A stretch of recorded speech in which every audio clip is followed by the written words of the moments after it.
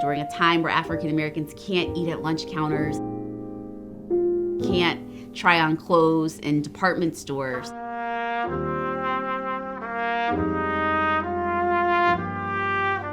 We see thousands and thousands of African Americans decide that they are still going to reach their highest potential. Traveling while Black, going into communities where you know absolutely no one, but believing that the pursuit of education was worth it. This is a story about Black determination and Black perseverance.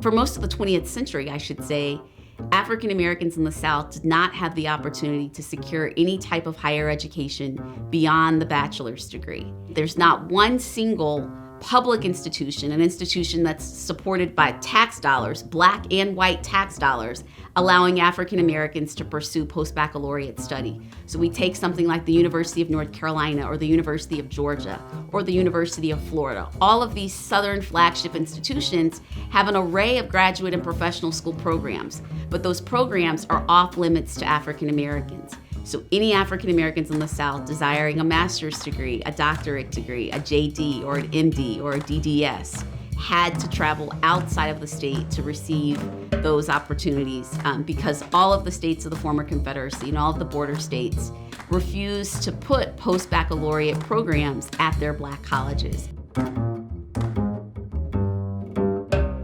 African Americans are having to have this migration, what I call a forgotten migration, to the North, the Midwest, and the West to receive the same educational opportunities that white Southerners could receive at home.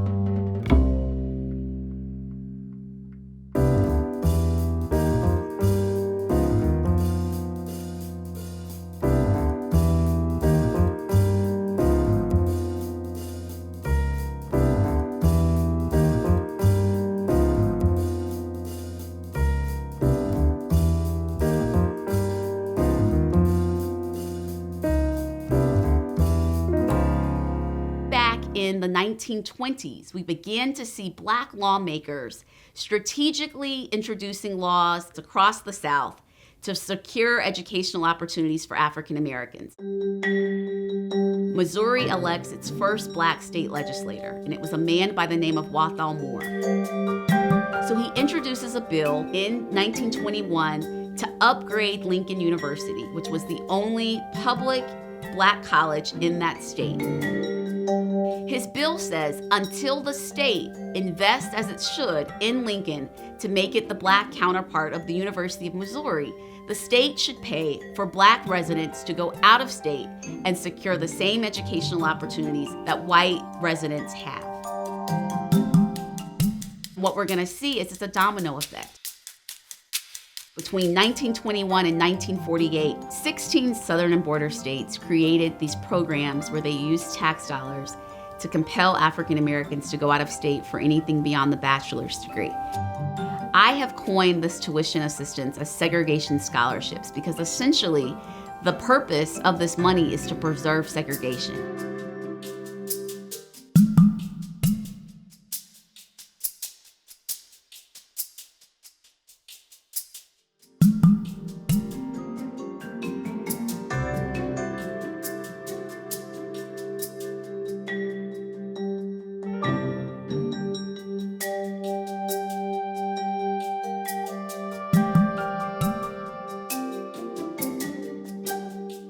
Every state had different parameters for their segregation scholarship programs. Most states paid the differential between the cost of attendance at the flagship in that state and the cost of tuition where a student actually attended.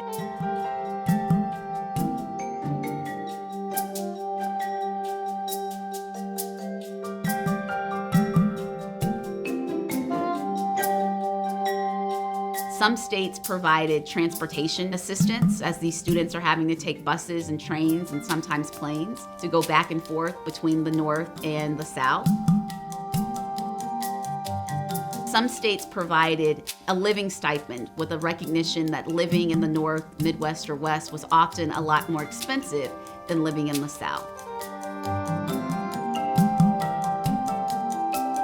So when African Americans are demanding the opportunity for graduate study, what they're saying to Southern state governments is we are citizens.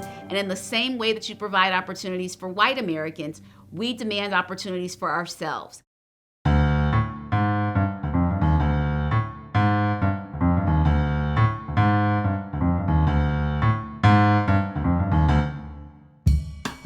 One of the reasons why the NAACP pursues educational equality lawsuits in graduate and professional education first is that they understood that it's graduate and professional education that creates a class of race leaders, a professional class of doctors and lawyers and attorneys and pharmacists and teachers and nurses who are going to serve Black communities, who are going to lead Black communities. And many of these segregation scholarship recipients go to the North, Midwest, and the West knowing that they're coming back home. And they're coming back home equipped with terminal degrees and with the determination to change their home states. One of the most famous cases of this is the case of Fred Gray. He said, "It will be my mission to go back home and to dismantle segregation." And indeed, he does just that. He graduates from Case Western's law school in 1954, and a year later, his good friend Rosa Parks calls him and says, "I've been arrested for sitting down on a Montgomery City bus." And he immediately becomes her attorney. He ends up representing not just Rosa Parks, but all of the African Americans that are arrested for their participation in the Montgomery bus boycott. And that is the beginning of a very long career he has as a civil rights attorney. He would go into court time and time again to defend the constitutional rights of African Americans.